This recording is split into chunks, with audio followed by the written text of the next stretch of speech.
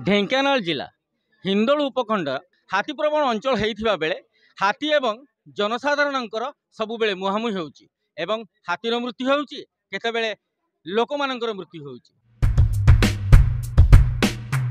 हिंदोल रे हाथी दौरात्म्यर निराकरण पई तेजुछि जन आंदोलन।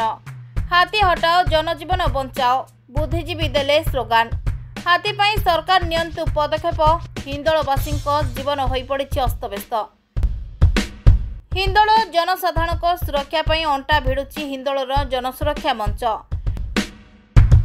ढेंकानाल जिला हिंदोल ब्लॉक 35 ग्राम पंचायत प्राय 180 ग्राम रे हाथी मानक दौरात्म्य जनजीवन अस्तव्यस्त हो पड़ता बेले हिंदोल वनखंड में प्राय 170 रु अधिक हाथींकर अबाध विचरण रे लोक माने एबे घरु बाहर को बाहरिबा पई निजको सुरक्षित मणुनाहांती। एपटे पेट पाटणा कौन देखिबे ना निजर जीवन सुरक्षा करिवे। देखो तो हाथी जो भाई भाव में आम हिंदोल हाथी द्वारा धन जीवन नष्ट होची चाष कम सरीगला लोक सुरक्षित नुहति अत्यधिक भाव आम क्षतिग्रस्त होगापर लोक अतिष्ठ हो एकाठी या कौन प्रतिकार करने वरिष्ठ लोक मानक एक मंच गठन करूँ सबू लोक सामिल कर सरकार सहित सहयोग केमी हाथी सुरक्षा सहित सर्वसाधारण धन जीवन सुरक्षा हो पारे से उद्यम कर पूर्व निर्धारित सूची अनुसार आज 7 माइल बैठक है। आमर दाबी होउची जे आमे कर खजना देई आम निज जगार स्वच्छंद भाव चली पारुनु।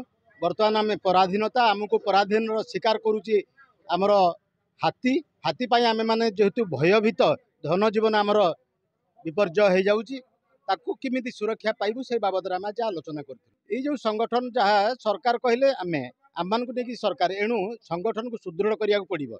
आमे जहाँ चाहिबा हाथी सुरक्षित रहू ता सहित आमर धन जीवन भी सुरक्षा दिया जाऊ।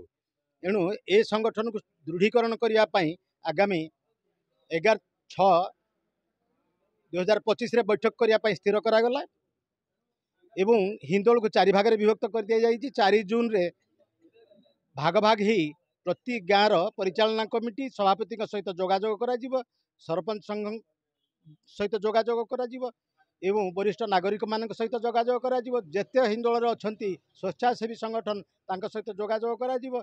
आमर बुद्धिजीवी वकिल मान सहित जोगाजोग कर समस्त को नहीं आगामी 11 तारिख रे बैठक आम करिवो।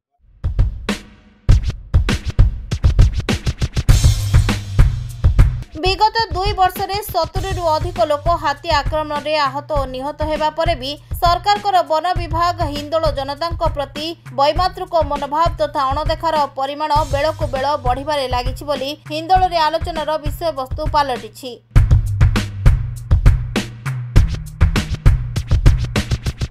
हाथी दौरात्म्य हाथी प्रादुर्भाव उपरे केमिति समस्यार समाधान हम से हिंदोल जनसुरक्षा मंच पक्षर द्वितीय बैठक एतिर आमर स्थायी आवाहक आमर रंजागोड़ पूर्वतन सरपंच क्षेत्रवासी विश्वाल तांको आवाहकत्व आज ये बैठक आह्वान करा जायछि एवं आज आमर स्थानीय नुआबग ग्राम पंचायत सरपंच तथा हिंदोल सरपंच संघर सभापति मानस देहुरी सभापतित्व बैठक अनुष्ठित होइछि। एतिरे हिंदोलर विभिन्न अंचल ग्राम सभापति समाजसेवी वरिष्ठ नागरिक समस्ते जोग देइछन्ति एवं विशेषकर आमर हिंदोलर विभिन्न गणमाध्यम प्रतिनिधि माने ए कार्यक्रम में सहयोग करिछन्ति। आज आमर मुख्य दाबी होछि आमको सरकार जेमिति वन विभाग द्वारा हाथी मानक सुरक्षा दउछि सेहि भली भाव में हिंदोलर जनसाधारण को हिंदोलवासी को सरकार केमिति स्थायी आमको सुरक्षा देवे से आमर प्रथम दाबी होछि आमको हाथी कबल सुरक्षा दिंतु। जदि हाथी कौन से लोक को जीवन नहीं जाए ताहले तार क्षतिपूरण बाबद को कोटिए टंका प्रदान करते।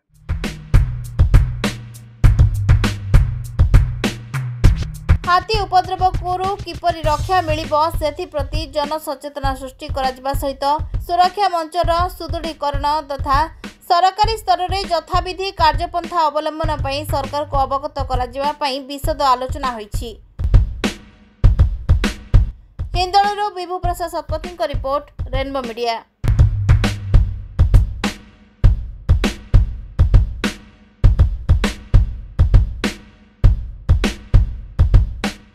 हिंदोल जनसुरक्षा मंच तरफ आज 7 माइल हाट ठारे एक बैठक हो जाइथिला। हिंदोल पाखापाखि 35 पंचायत रु विभिन्न गाँव रु प्रतिनिधि माने आसी सेमाने आलोचना चक्र बसिथिले एवं आगामी दिन में हाथी एवं मनुष्यर सुरक्षा पाई सरकार पाखे निवेदन करियो बोली इच्छा प्रकट करिसंती। हिंदोल रु बिहू प्रसाद सतपनी रिपोर्ट रेनबो डिजिटल।